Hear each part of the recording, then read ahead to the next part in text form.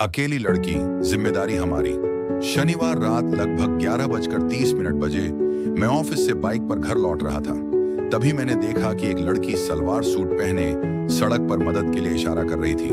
मैंने बाइक रोकी, लेकिन एक ऑटो हमारे पास से निकल गया। मैंने कहा, जी कहिए। वह गुस्से में बोली, मैंने ऑटो को रुकने का इशारा किया था। इतनी देर में ऑटो आया था और आपकी वजह से वह भी चला गया। मुझे भी बुरा लगा।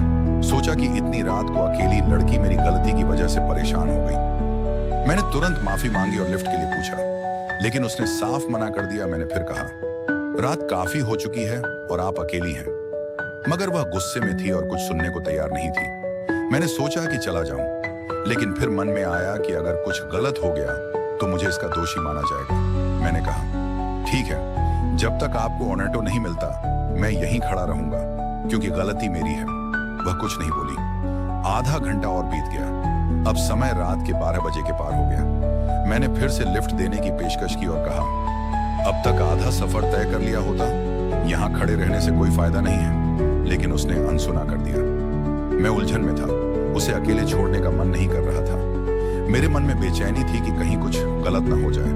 फिर सोचा, जब मेरे मन में इतनी घबराहट है तो वह तो एक लड़की है और मैं उसके लिए अजनबी हूँ। कैसे मुझ पर विश्वास करेगी? अचानक मुझे एक उपाय सूझा। मैंने कहा, देखो, मेरे घर में भी तुम्हारे जैसी एक छोटी बहन है और तुम भी वैसी ही हो। मेरी मानो, यहाँ इतनी रात को अकेले रहना ठीक नहीं है। प्लीज मेरे साथ बाइक पर चलो, जहां तक तुम्हें अच्छा लगे।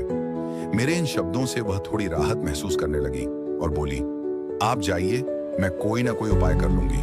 मैंने कहा, मुझे यहाँ रुके 1 घंटा हो गया है। ऑटो तो दूर, आदमी भी नजर नहीं आ रहा, प्लीज चलो।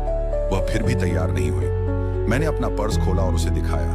देखो, इसमें मेरी फोटो है, पहचान पत्र है, ड्राइविंग लाइसेंस और आधार कार्ड है। इसे अपने पास रख लो। जब सुरक्षित जगह पहुंच जाओ तो लौटा देना। उसने मेरा आधार कार्ड देखा और कहा, दीपक? मैंने कहा, हाँ, मेरा नाम दीपक है। देखो, अब प्लीज मना मत करना। तुम्हारे घर में तुम्हारे माता पिता भाई बहन इंतजार कर रहे होंगे। वैसे मेरे भी मम्मी पापा और बहन इंतजार कर रहे हैं। चलो। वह थोड़ी सी मुस्कुराई और बाइक पर बैठ गई। मैंने पूछा, तुम्हारा घर कहाँ है? वह बोली, आप चलते रहो, जहां लगेगा बता दूंगी। लगभग 1 घंटा लगातार बाइक चलती रही। वह कुछ नहीं बोली। लगभग 40 किलोमीटर के बाद वह बोली, बस यहीं रोक दो। और तुरंत एक सड़क से कॉलोनी की ओर जाने वाले रास्ते पर दौड़ पड़ी। कुछ ही मिनटों में वह मेरी आंखों से ओझल हो गई। घर पहुंचा तो 3 बज चुके थे। पापा बहुत गुस्से में थे। मम्मी और बहन भी जाग रहे थे। यकीनन वे चिंतित थे और गुस्सा भी। बिना कुछ बताए मैं चुपचाप अपने कमरे में चला गया।